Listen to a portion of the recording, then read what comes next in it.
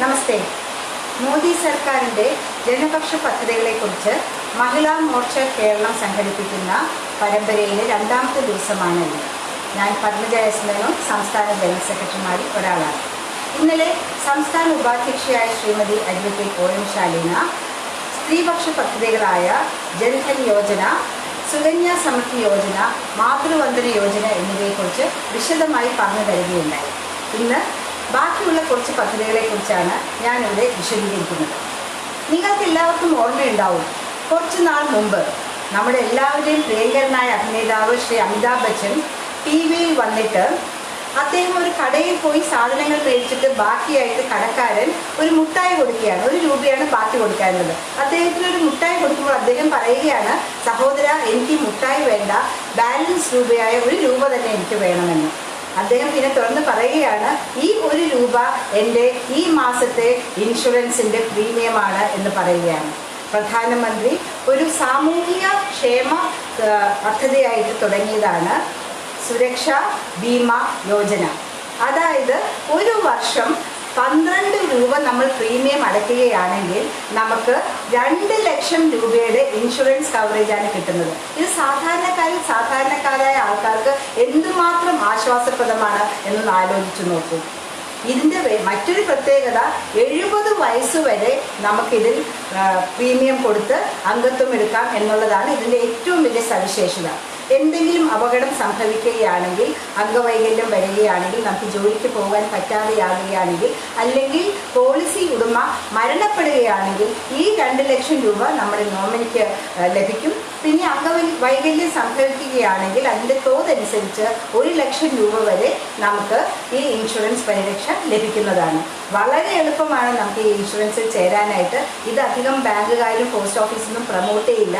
കാരണം 12 രൂപയാണ്, അവർക്ക് അതിൽ കമ്മീഷനൊന്നുമില്ല. നമുക്ക് ഏത് ബാങ്കിലാണോ അക്കൗണ്ട് ഉള്ളത്, അത് ജൻധൻ അക്കൗണ്ട് ആകാം, അല്ലെങ്കിൽ സാധാരണ ദേശസാൽകൃത ബാങ്കുകളിലുള്ള അക്കൗണ്ടുകളാകാം, അവിടെ പോയിട്ട് അതിന് പ്രത്യേകമായിട്ടുള്ള അപേക്ഷാ ഫോറത്തിൽ നമ്മുടെ ആധാർ കാർഡ് ഉൾപ്പെടെ, ആധാർ കാർഡ് ലിങ്ക് ചെയ്ത ബാങ്ക് അക്കൗണ്ട് ആയിരിക്കണം എന്ന് മാത്രമാണ് ഇതിൻ്റെ ഒരു ഇതായിട്ട് പറയുന്നത്, ക്ലോസ് ആയിട്ട് പറയുന്നത്. ബാങ്ക് മാനേജറെ കണ്ട് സംസാരിക്കുകയാണെങ്കിൽ നമുക്ക് ഈ സുരക്ഷാ ബീമാ യോജനയിൽ അംഗത്വം എടുക്കാൻ സാധിക്കുന്നതാണ്. എല്ലാവരും ഇത് എടുക്കേണ്ടതാണ്. 12 രൂപ എന്ന് പറയുകയാണെങ്കിൽ വർഷത്തിൽ നിസ്സാരമായ തുകയാണ്. പക്ഷെ ഒരു അപകടം വരികയാണെങ്കിൽ അല്ലെങ്കിൽ മരണപ്പെടുകയാണെങ്കിൽ ഈ തുക കുടുംബത്തിന് വലിയൊരു താങ്ങ് തന്നെയായിരിക്കും. ഇതിൻ്റെ മറ്റൊരു പ്രത്യേകത എന്താണെന്ന് പറയുകയാണെങ്കിൽ, നമ്മൾ ഈ അക്കൗണ്ട് എടുക്കുന്ന സമയത്ത് തന്നെ, ഈ ഇൻഷുറൻസ് പരിരക്ഷ എടുക്കുന്ന സമയത്ത് തന്നെ ബാങ്കിൽ പറഞ്ഞേൽപ്പിക്കുകയാണെങ്കിൽ, ഒരു കടലാസ് കൊടുക്കുകയാണെങ്കിൽ, അടുത്ത വർഷം ഈ എടുത്തതിൻ്റെ തലേ ദിവസം നമ്മുടെ അക്കൗണ്ടിൽ നിന്ന് ഈ 12 രൂപ ഇൻഷുറൻസിൻ്റെയിലേക്ക് മാറ്റപ്പെടുന്നതാണ്. അപ്പോൾ നമ്മൾ വേറൊന്നും ആലോചിക്കേണ്ടതില്ല.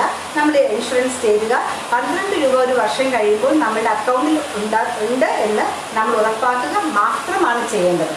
മറ്റൊരു നല്ലൊരു ഇൻഷുറൻസ് പരിരക്ഷ എന്ന് പറയുന്നത് പ്രധാനമന്ത്രി ജീവൻ ജ്യോതി ബീമാ യോജനയാണ്. അതിലും 2 ലക്ഷം രൂപയുടെ പരിരക്ഷയാണ്. അത് മരണപ്പെടുകയാണെങ്കിൽ മാത്രമേ നമുക്ക് ലഭിക്കുകയുള്ളൂ. പക്ഷേ 330 രൂപ ഒരു വർഷത്തിൽ പ്രീമിയം കൊടുത്തിട്ട് നമുക്ക് 2 ലക്ഷം രൂപയുടെ പരിരക്ഷയാണ് കിട്ടുന്നത്. വേറെ ഒരു ഇൻഷുറൻസ് കമ്പനിയും തരാത്ത ഒരു പരിരക്ഷയാണ്. ഇതും എല്ലാവരും ചേർന്നിട്ട് അടയ്ക്കുവാനായിട്ട് ശ്രദ്ധിക്കേണ്ടത്. 2 ബാങ്കുകളിലുണ്ട്. മറ്റൊരു കാര്യം നമ്മൾ ഓർക്കേണ്ടത്, പല ബാങ്കിലും പോകുമ്പോൾ അവർ പറയും, ഇതൊക്കെ കഴിഞ്ഞു പോയി, ഈ ബാങ്കിൽ ഇവിടെയില്ല. അങ്ങനെ ഒന്നുമില്ല, ഇത് കഴിഞ്ഞു പോയിട്ടില്ല. നമ്മളുടെ ജനങ്ങൾക്ക് വേണ്ടി മോഡി സർക്കാർ കൊണ്ടുവന്നിരിക്കുന്ന പദ്ധതികൾ ഒന്നും തന്നെ കഴിഞ്ഞു പോയിട്ടില്ല. അവർക്ക് അതിൻ്റെ പേപ്പർ വർക്ക് ചെയ്യാനുള്ള മടി കൊണ്ടാണ് പലപ്പോഴും പറയുന്നത് ഈ പദ്ധതികൾ കഴിഞ്ഞു പോയെന്ന്. അങ്ങനെ ഒരു ബാങ്ക് മാനേജർ അല്ലെങ്കിൽ ബാങ്കിലെ സ്റ്റാഫ് പറയുകയാണെങ്കിൽ ആർജവത്തോടുകൂടെ പറയുക, ഞങ്ങളുടെ പ്രധാനമന്ത്രി ഞങ്ങൾക്ക് വേണ്ടി തന്നിരിക്കുന്ന ഇൻഷുറൻസ് പരിരക്ഷയാണ് ഇത്. ഈ ബാങ്കിൽ ഇല്ല എങ്കിൽ താങ്കൾ ദയവ് ചെയ്ത് ഒരു കടലാസിൽ എഴുതരൂ, ഞങ്ങൾ പ്രധാനമന്ത്രിയോ അല്ലെങ്കിൽ ബാങ്കിൽ ഓംബുഡ്സ്മാനോ കൊടുക്കുവാൻ വേണ്ടിയാണെന്ന് പറയുകയാണെങ്കിൽ നിശ്ചയമായും ആ ബാങ്കിൻ്റെ അധികാരികൾ നമുക്ക് ഈ ഇൻഷുറൻസ് തരുന്നതാണ്. ഇത് നമ്മളെല്ലാവരും ചേർന്നിരിക്കേണ്ട ഒരു ഇൻഷുറൻസാണ്. ഇനി രണ്ടാമത്തെ കാര്യമായി പറയുവാൻ ആഗ്രഹിക്കുന്നത് ആയുഷ്മാൻ ഭാരത്. നമ്മളെല്ലാവരും കേട്ടിട്ടുണ്ടായിരുന്നു കുറച്ച് മാസങ്ങൾക്ക് മുമ്പ് BPL കാർഡുള്ള എല്ലാവർക്കും തന്നെ 5 ലക്ഷം രൂപയുടെ പരിരക്ഷ. അതായത് ഒരു കുടുംബത്തിൽ എത്ര അംഗങ്ങൾ ഉണ്ടെങ്കിലും നമുക്ക് എന്തെങ്കിലും ഒരു അസുഖം വരികയാണെങ്കിൽ ചികിത്സയ്ക്ക് വേണ്ടി 5 ലക്ഷം രൂപ പരിരക്ഷ എന്ന് പറഞ്ഞിട്ട് ആയുഷ്മാൻ ഭാരത് എല്ലാവർക്കും തന്നെ BPL ഉള്ള ആൾക്കാർക്കാണ് വന്നത്. കാരണം അവരുടെ അഡ്രസ്സും കാര്യങ്ങളുമാണ് ഗവൺമെൻറ്റിൻ്റെ കയ്യിൽ കൃത്യമായിട്ടുള്ളത്. അതുകൊണ്ട് പോസ്റ്റ് ഓഫീസ് വഴി രജിസ്റ്റേർഡ് ആയിട്ട് പലർക്കും തന്നെ ഈ കാർഡ് കിട്ടിയിട്ടുണ്ട്. നമ്മളുടെ സർക്കാർ മുഖം തിരിഞ്ഞു നിന്നു, ഇതിവിടെ നടപ്പാക്കാൻ പറ്റില്ല എന്ന് പറഞ്ഞു. പക്ഷേ ഇപ്പോൾ അവർ നടപ്പാക്കാനായിട്ട് ബാധ്യസ്ഥരായിരിക്കുകയാണ്. എല്ലാ താലൂക്ക് ആശുപത്രിയിലും ഒരു ഹെൽപ്പ് ഡെസ്ക് തുടങ്ങിയിട്ടുണ്ട്. നമുക്ക് പ്രധാനമന്ത്രിയുടെ കയ്യിൽ നിന്ന് കിട്ടിയ ആ കത്തുണ്ടെങ്കിൽ ആ കത്തുമായിട്ട് ഹെൽപ്പ് ഡെസ്കിൽ ചെല്ലുക. നമ്മളുടെ ആധാർ കാർഡും റേഷൻ കാർഡും കൂടെ കയ്യിൽ കരുതണം. BPL കാർഡുള്ള എല്ലാവർക്കും തന്നെ ഇത് ഫ്രീ ആയിട്ട് രജിസ്റ്റർ ചെയ്യുകയാണ്. ഒരു കുടുംബത്തിലെ എല്ലാവർക്കും ചേർന്ന് 5 ലക്ഷം രൂപയുടെ ചികിത്സാ സഹായമാണ് ഈ പദ്ധതി വഴി ഉദ്ദേശിക്കുന്നത്. അപ്പോൾ പലരും ചോദിക്കുന്നുണ്ട് BPL കാർഡുകാർക്ക് മാത്രമേ ഉള്ളൂ, മറ്റുള്ളവർക്കില്ലേ എന്ന്. ഉണ്ട്. ബാക്കിയുള്ള കാർഡുകാർക്ക് 1234 രൂപ കൂടെ അടയ്ക്കണമെന്ന് മാത്രം. കൊണ്ടുപോകേണ്ടത് നമ്മളുടെ ആധാർ കാർഡും റേഷൻ കാർഡ് മറ്റുള്ള കാർഡുകളെല്ലാം തന്നെയാണ്. പക്ഷേ ഈ രൂപ കൂടെ അടയ്ക്കണം. ഇത് അടച്ചു കഴിഞ്ഞാൽ 5 ലക്ഷം രൂപയുടെ പരിരക്ഷ ഏവർക്കും അവകാശപ്പെട്ടതാണ്. പക്ഷെ പല ആശുപത്രിയിലും പോകുമ്പോൾ ഹെൽപ്പ് ഡെസ്ക് കാണാം. ഹെൽപ്പ് ഡെസ്കിലുള്ള ആൾ പറയും ഇതിവിടെയൊന്നും ഇല്ല എന്ന്. ഹെൽപ്പ് ഡെസ്ക് ഉണ്ട് എങ്കിൽ ഇതും അവിടെ ഉണ്ട് എന്ന് തന്നെയാണ് അതിനർത്ഥം. ആർജവത്തോടുകൂടെ പറയുക, ഇല്ല, ആയുഷ്മാൻ ഭാരത് കേരളത്തിലും തുടങ്ങിക്കഴിഞ്ഞു. അതിൻ്റെ പരിരക്ഷ ഞങ്ങൾക്ക് ഏവർക്കും അവകാശപ്പെട്ടതാണെന്ന് പറഞ്ഞ് നമുക്ക് അർഹതപ്പെട്ടത് നേടിയെടുക്കുക തന്നെ ചെയ്യണം. മൂന്നാമതായിട്ട് പറയുവാൻ ആഗ്രഹിക്കുന്നത് എല്ലാവരും ശ്രദ്ധിച്ച് കേൾക്കണം. 8ാം ക്ലാസ്സിൽ പഠിക്കുന്ന കുട്ടികൾക്ക് വേണ്ടിയിട്ടുള്ളൊരു പദ്ധതിയാണ്. National means and merit scholarship എന്നാണ് ഈ പദ്ധതിയുടെ പേര്. 8ാം ക്ലാസ് പകുതിയാകുമ്പോഴാണ് ഈ പരീക്ഷ എഴുതേണ്ടത്. 1.5 ലക്ഷം രൂപ ഒരു വർഷം വരുമാനം ഉള്ള ഒരു കുടുംബത്തിലെ കുഞ്ഞിന് ഈ പരീക്ഷ എഴുതാവുന്നതാണ്. സ്റ്റേറ്റ് സിലബസ് അല്ലെങ്കിൽ എയ്ഡഡ് സ്കൂള് അല്ലെങ്കിൽ തദ്ദേശ സ്വയംഭരണ സ്ഥാപനങ്ങൾ നടത്തുന്ന സ്കൂളിൽ പഠിക്കുന്ന കുട്ടികൾക്ക് എല്ലാവർക്കും തന്നെ ഈ പരീക്ഷ എഴുതാം. അവർ പഠിക്കുന്ന സിലബസിലുള്ള ചോദ്യങ്ങൾ തന്നെയാണ് ചോദിക്കുക. 50% മാർക്കോടുകൂടി ഈ പരീക്ഷ പാസ്സാവുകയാണെങ്കിൽ ഓരോരുത്തർക്കും 500 രൂപ പ്രതിമാസം സ്കോളർഷിപ്പ് ലഭിക്കും. അതായത് 12 മാസം എന്ന് പറയുമ്പോൾ 6000 രൂപയുടെ സ്കോളർഷിപ്പ് 9ാം ക്ലാസ്, 10ാം ക്ലാസ്, 11ാം ക്ലാസ്സിലെ 12ാം ക്ലാസ്സിലേക്കാണ് 4 വർഷം നമുക്ക് സ്കോളർഷിപ്പ് ലഭിക്കും. ഇതിൻ്റെ പ്രത്യേക സാഹചര്യം എന്താണെന്ന് പറയുകയാണെങ്കിൽ പല കുട്ടികളും സെക്കൻഡറി വിദ്യാഭ്യാസ രംഗത്തേക്ക് എത്തുമ്പോൾ, അതായത് 9ാം ക്ലാസ്, 10ാം ക്ലാസ് എത്തുമ്പോൾ വീട്ടിലെ സാഹചര്യങ്ങൾ കൊണ്ട് പഠനം ഉപേക്ഷിച്ച് ബാക്കി തൊഴിലുകൾക്ക് പോകുന്നതായിട്ട് കാണാൻ സാധിച്ചു. അപ്പോൾ ഇങ്ങനൊരു സ്കോളർഷിപ്പ് വരികയാണെങ്കിൽ വീട്ടിൽ ഒരു അധിക ഭാരമില്ലാണ്ട് കുട്ടികൾക്ക് പഠിക്കാൻ പറ്റും എന്ന് കരുതിയിട്ടാണ് ഇങ്ങനൊരു സ്കോളർഷിപ്പ് വച്ചിരിക്കുന്നത്. ഗവൺമെൻറ് കണ്ടത് എന്താണെന്ന് വെച്ചാൽ അത് ഏർപ്പെടുത്തിയതിന് ശേഷം കുട്ടികൾ നന്നായി പഠിക്കാൻ തുടങ്ങി. പഠിക്കുക മാത്രമല്ല, വളരെ നല്ല മാർക്കോടെ പഠിക്കാൻ തുടങ്ങി. മാത്രമല്ല 10ാം ക്ലാസ്സിൽ കഴിഞ്ഞ് പഠനം നിർത്തിയിരുന്ന പല കുട്ടികളും 11ാം ക്ലാസ്സിലും 12ാം ക്ലാസ്സിലും തുടർന്ന് പഠിക്കാനൊരു അവസരം കൂടി ഗവൺമെൻറ് ഉറപ്പാക്കുകയാണ് ചെയ്തത്. അപ്പോൾ ഓർക്കുക, national means and merit scholarship അത് സ്കൂളിൽ പോയി പറയുകയാണെങ്കിൽ അവരതിനൊരു കടലാസ് തരും. അതുമായിട്ട് നമുക്ക് വെബ്സൈറ്റിൽ കയറി ലോഗിൻ ചെയ്ത് അപേക്ഷ കൊടുത്ത് ഈ പരീക്ഷ എഴുതുവാൻ സാധിക്കുന്നതാണ്. അത് 8ാം ക്ലാസ്സിലെ കുട്ടികൾക്കാണ്. 7ാം ക്ലാസ് പകുതിയാകുമ്പോൾ തന്നെ നമുക്കതിൻ്റെ കാര്യങ്ങൾ ചെയ്തു തുടങ്ങാൻ പറ്റും. 8ാം ക്ലാസ് പകുതിയാകുമ്പോഴാണ് ഈ പരീക്ഷ നടക്കുക. 9, 10, 11, 12ാം ക്ലാസ്സിൽ പഠിക്കുമ്പോഴാണ് നമുക്ക് ഈ സ്കോളർഷിപ്പ് ലഭിക്കുക. നാലാമതായിട്ട് ഞാൻ പറയാൻ ആഗ്രഹിക്കുന്നത് വിദ്യാലക്ഷ്മി യോജനയാണ്. സാധാരണ നമ്മൾ കാണുന്നുണ്ട് ഒരു ആൺകുട്ടിയും പെൺകുട്ടിയും വീട്ടിലുണ്ടെങ്കിൽ ആൺകുട്ടി പഠിക്കാൻ ഇത്തിരി മോശമാണെങ്കിൽ പോലും ഉന്നത വിദ്യാഭ്യാസത്തിൻ്റെ സമയമാവുമ്പോൾ മാതാപിതാക്കൾ പറയും അവൻ പഠിച്ചോട്ടെ, നീ വല്ല കൈത്തൊഴിലും പഠിക്കുക അല്ലെങ്കിൽ വീട്ടിൽ സഹായിക്കൂ എന്ന് പറഞ്ഞ് പെൺകുട്ടിയെ മാറ്റി നിൽക്കുന്ന ഒരു സാഹചര്യം നമ്മൾ കാണുന്നുണ്ട്. അതിനാണ് നമ്മൾ വിദ്യാലക്ഷ്മി യോജന എന്ന് പറഞ്ഞ് പ്രധാനമന്ത്രി കേന്ദ്ര സർക്കാർ ഇപ്പോൾ ഒരു പദ്ധതി ആവിഷ്കരിച്ചിരിക്കുന്നത്. ഇതിൽ ഉന്നത വിദ്യാഭ്യാസത്തിന് പോകാൻ ആഗ്രഹിക്കുന്ന പെൺകുട്ടികൾക്ക് 3.5% പലിശയിൽ വിദ്യാഭ്യാസ സ്കോളർഷിപ്പ് ലഭിക്കും. എല്ലാ വിദ്യാഭ്യാസ സ്കോളർഷിപ്പുകളും പോലെ നമുക്ക് പഠനം കഴിഞ്ഞ് 1 വർഷത്തിന് ശേഷം മാത്രം ഈ തുക തിരിച്ചടയ്ക്കാൻ തുടങ്ങിയാൽ മതി. 3.5% മാത്രമാണ് പലിശ എന്നുള്ളത് കൊണ്ട് തന്നെ പഠിച്ചിറങ്ങുന്ന പെൺകുട്ടിയുടെ മേലിൽ ഇതൊരു അധിക ബാധ്യതയായി മാറുന്നില്ല. മാത്രമല്ല അച്ഛനമ്മമാർക്കൊരു ബാധ്യതയാവാതെ സ്വന്തം ജോലി കിട്ടിക്കഴിഞ്ഞിട്ട് പെൺകുട്ടികൾക്ക് തിരിച്ചടവ് തുടങ്ങിയാൽ മതി. ഈ യോജനയുടെ പേരാണ്, ഈ പദ്ധതിയുടെ പേരാണ് വിദ്യാലക്ഷ്മി യോജന. 3% പലിശയിൽ പെൺകുട്ടികൾക്ക് ഉന്നത വിദ്യാഭ്യാസത്തിന് പോകുവാൻ സാധിക്കുന്നതാണ് വിദ്യാലക്ഷ്മി യോജന. അടുത്ത യോജന PMEGP, അതായത് പ്രധാനമന്ത്രി എംപ്ലോയ്മെന്റ് ജനറേഷൻ പ്രോഗ്രാം. നമ്മളൊരു വലിയൊരു രാജ്യമാണ്. പ്രധാനമന്ത്രി ആദ്യം അധികാരത്തിലെത്തി 2014 തന്നെ വന്നതാണ് മുദ്രാ ലോൺ. പ്രധാനമന്ത്രി അന്ന് പറഞ്ഞത് നമ്മളുടെ സംസ്കാരത്തിനനുസരിച്ച് പല സംസ്ഥാനങ്ങളിലും പലതരത്തിലുള്ള കൈത്തൊഴിലുണ്ട്, പലതരത്തിലുള്ള ഭക്ഷണ രീതികളാണ്, പലതരത്തിലുള്ള വസ്ത്ര രീതികളാണ്, പലതരത്തിലുള്ള കൗതുക വസ്തുക്കളാണ് നമുക്ക് ഉണ്ടാക്കുന്നത്. എല്ലാവർക്കും ഒരു ഗവൺമെൻറ് ജോലി കിട്ടണം, അല്ലെങ്കിൽ എല്ലാവർക്കും പൊതുമേഖലാ സ്ഥാപനത്തിൽ ജോലി കിട്ടണം എന്ന് പറയുകയാണെങ്കിൽ കാര്യം നടക്കില്ല. അദ്ദേഹത്തിൻ്റെ ഒരു സ്വപ്നം എന്ന് പറയുകയാണെങ്കിൽ എല്ലാവരും തന്നെ ഒരു ബിസിനസ് ഓണറായി മാറുക, എല്ലാവരും തന്നെ വീടുകൾ ഒരു ബിസിനസ് സെന്ററായി മാറുക.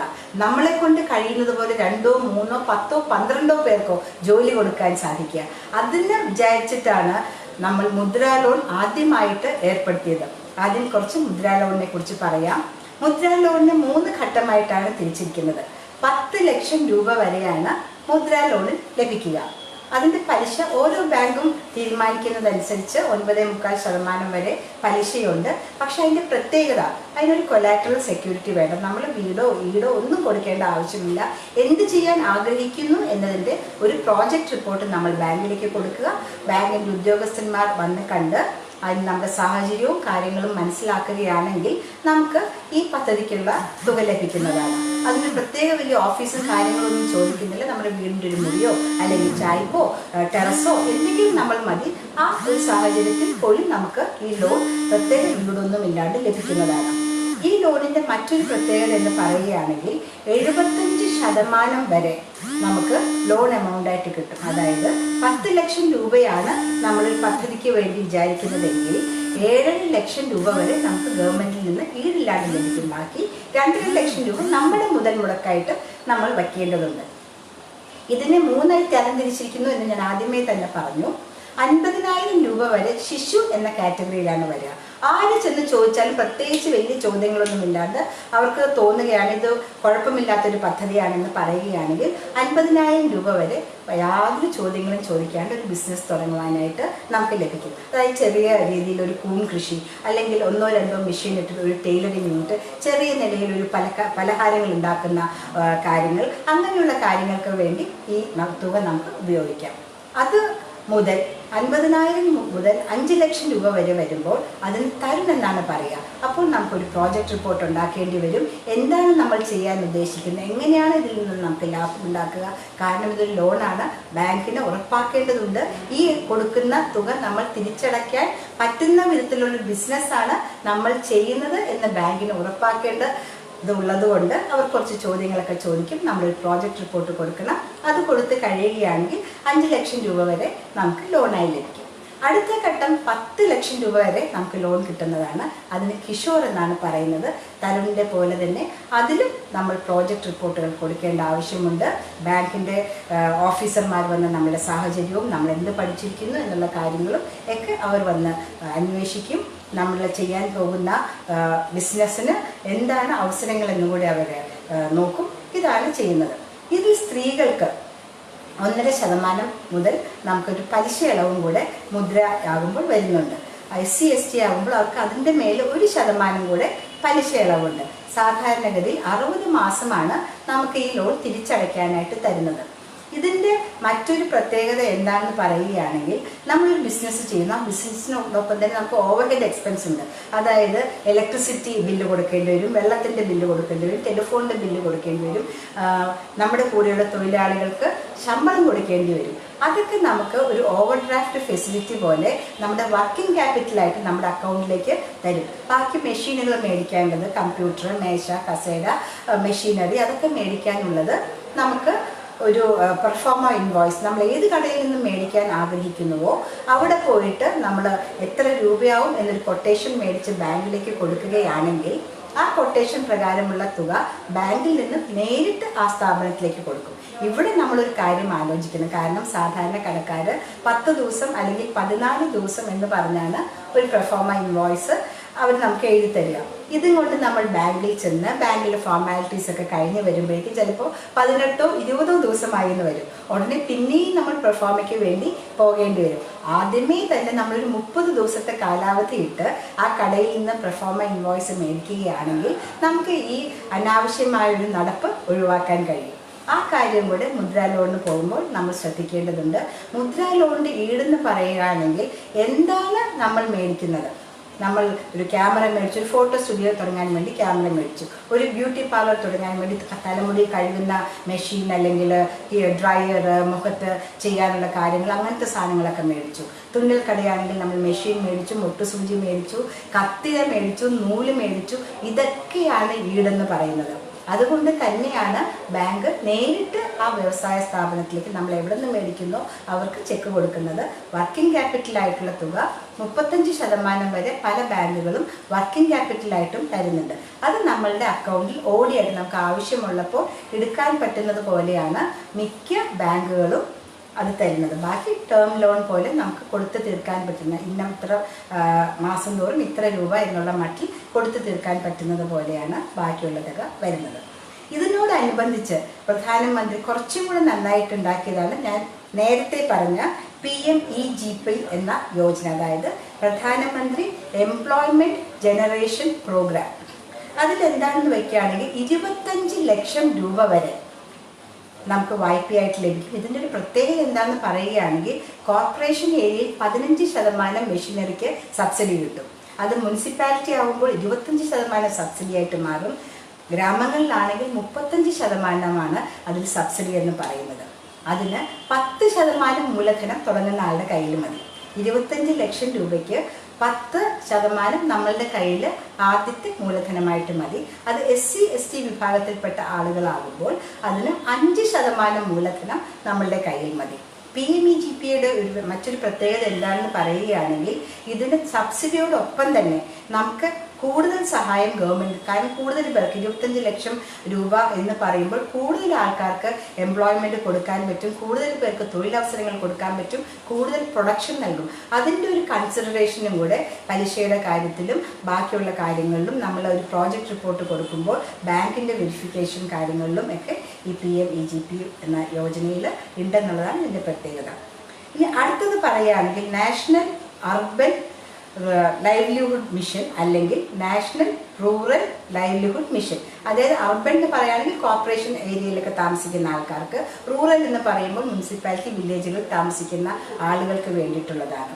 2 ലക്ഷം രൂപയാണ് ഇതിൽ. ചെറിയ ബിസിനസ് പെട്ടെന്ന് തുടങ്ങിയിട്ട് നമ്മുടെ ഇന്നത്തെ പ്രത്യേക സാഹചര്യത്തിൽ, പ്രത്യേകിച്ച് കോവിഡിൻ്റെ പശ്ചാത്തലത്തിൽ പലർക്കും നല്ല ചെറിയ ചെറിയ കൈത്തൊഴിൽ അറിയാവുന്ന ആൾക്കാർക്ക് സ്വന്തമായിട്ട് കാര്യങ്ങൾ ചെയ്ത് 1-2 പേരെ കൂടെ നിർത്തി ചെയ്യിക്കാനായിട്ട് നമുക്കിത് ഉപയോഗിക്കാൻ പറ്റും. അപ്പം നിങ്ങൾ ആലോചിക്കും, എനിക്ക് എന്ത് ചെയ്യാനാണ് ഒരു എക്സ്പീരിയൻസ് ഉള്ളത് അല്ലെങ്കിൽ എക്സ്പെർട്ടീസ് ഉള്ളത്, എന്താണ് എൻ്റെ മനസ്സിന് ഇണങ്ങിയത്, എന്ത് ചെയ്താലാണ് ഞാൻ ശോഭിക്കുക എന്നൊക്കെ നമ്മളുടെ മനസ്സിലൊരു സംശയങ്ങളുണ്ടാവും. പ്രത്യേകിച്ചൊന്നും പഠിച്ചിട്ടില്ലല്ലോ, ഞാനൊരു വീട്ടമ്മയല്ലേ, ഞാൻ BA എക്കണോമിക്സ് അല്ലേ ചെയ്തിരിക്കുന്നത്, അങ്ങനെ പല സംശയങ്ങളും സ്ത്രീകളുടെയും പുരുഷന്മാരുടെയും മനസ്സിൽ വരും. അതിനു വേണ്ടി തന്നെയാണ് ഗവൺമെൻറ് തുടങ്ങിയിരിക്കുന്നത് rural self employment training institute. അത് എല്ലാ ജില്ലകളിലും ഉണ്ട്. ഇപ്പോൾ എറണാകുളത്ത് പറയുകയാണെങ്കിൽ അത് പെരുമ്പാവൂരാണുള്ളത്. അങ്ങനെ ഓരോ ജില്ലകളിലും എവിടെയെങ്കിലും ഈ സ്ഥാപനം ഉണ്ടാവും. അവിടെ പോയിട്ട് ധാരാളം കോഴ്സുകൾ അവരവിടെ പഠിപ്പിക്കുന്നുണ്ട്. നമ്മുടെ മനസ്സിന് ഇണങ്ങിയ കോഴ്സ് എന്താണെന്ന് തീരുമാനിക്കുക. 2 ആഴ്ച മുതൽ 6 ആഴ്ച വരെയാണ് ഈ കോഴ്സിൻ്റെ കാലാവധി. ഈ പഠിക്കുന്ന സമയത്ത് നമുക്കുള്ള ഭക്ഷണം വരെ ഫ്രീ ആണ്. പഠിച്ചു കഴിഞ്ഞിട്ട് നമുക്ക് ബാങ്കിൻ്റെ സഹായത്തോടു കൂടി അല്ലെങ്കിൽ അവിടെയുള്ള അധ്യാപകരുടെ സഹായത്തോടു കൂടി എന്താണ് നമ്മളുടെ മനസ്സിനിണങ്ങിയ കോഴ്സ്, അത് എവിടെ ചെയ്താലാണ് നന്നാവുക എന്ന് തീരുമാനിച്ച് നമുക്ക് അടുത്തുള്ള തദ്ദേശ സ്വയംഭരണ സ്ഥാപനങ്ങളിൽ പോയി ഒരു അപേക്ഷ വയ്ക്കുകയാണെങ്കിൽ എല്ലായിടത്തും പഞ്ചായത്തിലും മുനിസിപ്പാലിറ്റിയിലും കോർപ്പറേഷനിലും ഇതിനു വേണ്ടി തന്നെ ഉദ്യോഗസ്ഥരുണ്ട്. അവരെ കണ്ട് സംസാരിക്കുകയാണെങ്കിൽ നമ്മുടെ പ്രോജക്റ്റ് അവർക്ക് മനസ്സിലാവുകയാണ്, ഇഷ്ടമാവുകയാണ്, ഇത് ചെയ്താൽ നന്നായിരിക്കുമെന്ന് അവർക്ക് തോന്നുകയാണെങ്കിൽ അവർ ഒരു ലെറ്റർ നമുക്ക് തരും. അതുമായി ബാങ്കിൽ പോവുകയാണെങ്കിൽ ഇതിൻ്റെ ലോൺ നമുക്ക് സാങ്ഷനായി കിട്ടുന്നതാണ്. ഇതാണ് പ്രധാനമന്ത്രി എംപ്ലോയ്മെൻറ്റ് ജനറേഷൻ പ്രോഗ്രാം. ഇനി സ്വച്ഛ ഭാരത് അഭിയാൻ എല്ലാവരും അറിയുന്ന കാര്യമാണ്, കൊച്ചു കുട്ടികളുടെ വരെ മനസ്സിലുള്ള കാര്യമാണ്. ഇന്ത്യ പെട്ടെന്ന് ലോകരാഷ്ട്രങ്ങളുടെ മുന്നിൽ എത്തിയ ഒരു കാര്യമാണ് എല്ലാവരും മനസ്സിൽ. കാരണം ഇന്ത്യ എന്ന് പറയുകയാണെങ്കിൽ നമുക്ക് തോന്നും നമ്മൾ തുറന്ന സ്ഥലങ്ങളിൽ വെളിയിടത്ത് പോകുന്നു, ആർക്കും ഒരു ടോയ്ലറ്റ് ഫെസിലിറ്റി ഇല്ല, സ്ത്രീകൾ വല്ലാണ്ട് ബുദ്ധിമുട്ടുന്നു. ഇനി നമ്മൾ ട്രെയിനിലൊക്കെ പോകുന്ന സമയത്ത് നമ്മൾ പലരും കണ്ടിട്ടുണ്ടാവും, രാവിലെയൊക്കെ നമ്മൾ കണ്ണു തുറന്ന് എണീക്കുമ്പോൾ തുറന്നു കിടക്കുന്ന പറമ്പുകളിൽ സ്ത്രീകളും പുരുഷന്മാരും പ്രാഥമിക ആവശ്യങ്ങൾ നിറവേറ്റുവാൻ വേണ്ടി വന്നിരിക്കുന്നത് പലരും നമ്മൾ കണ്ടിട്ടുണ്ട്. എന്ത് സങ്കടകരമായ ഒരു അവസ്ഥയാണെന്ന് ആലോചിച്ച് നോക്കൂ. പ്രധാനമന്ത്രി നമ്മളുടെ ഈ BJP സർക്കാർ, NDA സർക്കാർ സ്ത്രീകളെ എപ്പോഴും ഹൃദയത്തോട് ചേർത്ത് നിർത്തുന്ന സർക്കാരാണ്. ഇപ്പോൾ നമ്മളുടെ കോർപ്പറേഷനുകളിൽ വന്നിട്ടുണ്ട് സ്വച്ഛ ഭാരത് അഭിയാൻ ഫണ്ട് എന്ന് പറഞ്ഞൊരു ഫണ്ട് തന്നെ വന്നിട്ടുണ്ട്. ശൗചാലയങ്ങൾ പണിയാൻ വേണ്ടിയിട്ട് നമ്മളുടെ വീടുകളിൽ ശൗചാലയങ്ങൾ ഇല്ല എങ്കിൽ അത് പണിയുവാൻ വേണ്ടി വന്നിരിക്കുന്നതാണ് സ്വച്ഛ ഭാരത് അഭിയാൻ ഫണ്ട്. 40,000 രൂപ വരെ നമുക്ക് ഇതിൽ നിന്നും ടോയ്ലറ്റ് പണിയാനായിട്ട് ലഭിക്കും. ഇതിൻ്റെ ഒരു കാര്യം ശ്രദ്ധിക്കാനുള്ളത്, വീടിന് ഉള്ളിൽ പണിയുവാനായിട്ട് നമുക്ക് ഇത് ലഭിക്കുകയില്ല. വീടിന് പുറത്ത് നമുക്കൊരു ടോയ്ലറ്റ് പണിയുവാനായിട്ടാണ് ഈ രൂപ ലഭിക്കുന്നത്. ഘട്ടം ഘട്ടമായിട്ടാണ് പൈസ ലഭിക്കുക. ആദ്യം നമ്മൾ അതിൻ്റെ സെപ്റ്റിക് ടാങ്ക് ഇറക്കണം, പിന്നെ കൂട് പണിയണം, പിന്നെ പ്ലംബിങ് ചെയ്യണം. ആ ഓരോ ഘട്ടത്തിലും പണി തീരുന്നതനുസരിച്ച് 40,000 രൂപ വരെ ഈ ടോയ്ലറ്റ് പണിയാനായിട്ട് ലഭിക്കുന്നുണ്ട്.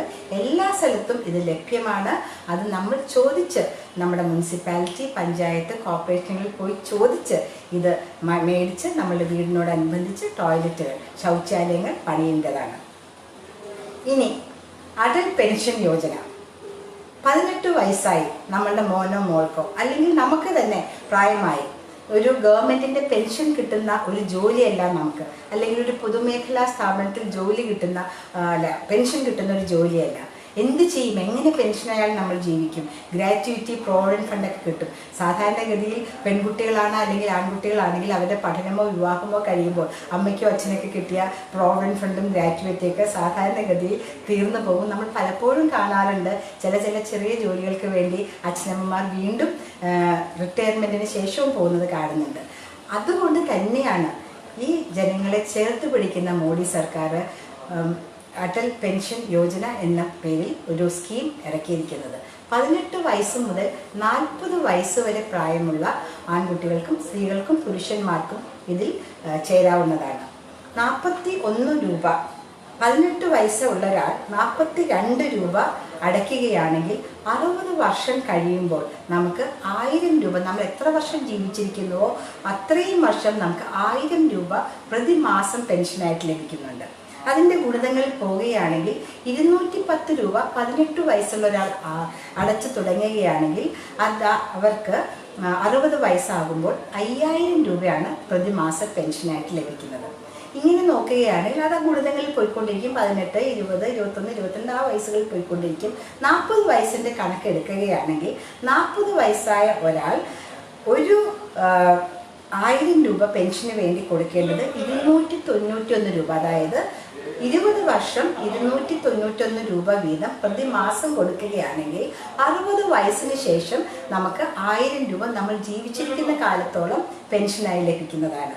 അതുപോലെ 1454 രൂപ പ്രതിമാസം കൊടുക്കുകയാണെങ്കിൽ 20 വർഷത്തിന് ശേഷം 40 വയസ്സ് പ്രായമുള്ള ആളുടെ കാര്യമാണ് പറയുന്നത്. അപ്പോൾ 20 വർഷത്തിന് ശേഷം 60 വയസ്സാകുമ്പോൾ അദ്ദേഹത്തിന് 5000 രൂപയാണ് പെൻഷനായിട്ട് ലഭിക്കുന്നത്. നമുക്ക് കുട്ടികൾക്ക് 18 വയസ്സാകുമ്പോൾ കൊടുക്കാൻ പറ്റിയ നല്ല ഒരു സമ്മാന പദ്ധതിയാണിത്. നമ്മളുടെ സ്വന്തം കുഞ്ഞുങ്ങൾക്കോ അല്ലെങ്കിൽ നമ്മളുടെ സ്നേഹിതരുടെ കുഞ്ഞുങ്ങൾക്കോ അല്ലെങ്കിൽ നമ്മളുടെ വീട്ടിലുള്ള ആളുകളുടെ കുഞ്ഞുങ്ങൾക്കോ 18 വയസ്സായി എന്ന് പറയുമ്പോൾ ഈ ഒരു സ്കീമിനെ കുറിച്ച് അവർക്ക് പറഞ്ഞു കൊടുക്കുക, അല്ലെങ്കിൽ 42 രൂപയായിട്ട് സ്കീം ചേർന്ന് കൊടുക്കുകയാണെങ്കിൽ അവർക്ക് അതിൻ്റെ ഒരു ബെനിഫിറ്റ് 60 വയസ്സ് കഴിയുമ്പോൾ കിട്ടുന്നതായിരിക്കും. ഇതും ബാങ്കിൽ തന്നെയാണ് നമ്മൾ ചെയ്യേണ്ടത്.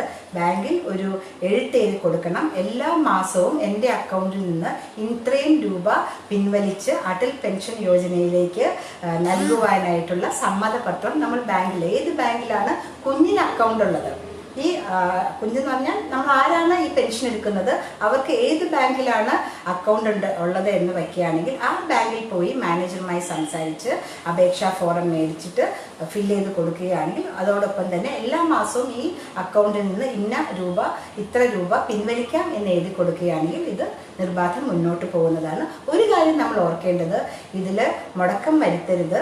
അതുകൊണ്ട് എത്ര രൂപയാണ് നമ്മൾ കമ്മിറ്റ് ചെയ്തിരിക്കുന്നത് എന്ന് വയ്ക്കുകയാണെങ്കിൽ അടുത്ത മാസം ആ ദിവസമാകുമ്പോൾ ഈ തുക നമ്മളുടെ അക്കൗണ്ടിൽ ഉണ്ട് എന്ന് നമ്മൾ ഉറപ്പാക്കണം. അത് വളരെ നല്ലതാണ്. കാരണം നമുക്ക് പെൻഷൻ ഇല്ലാത്ത ആളുകളെ സംബന്ധിച്ചിടത്തോളം 1000 രൂപ മുതൽ 5000 രൂപ വരെ പ്രതിമാസം നമ്മളുടെ മരണം വരെ കിട്ടുക എന്ന് പറയുന്നത് വളരെ നല്ല സ്കീമാണ്.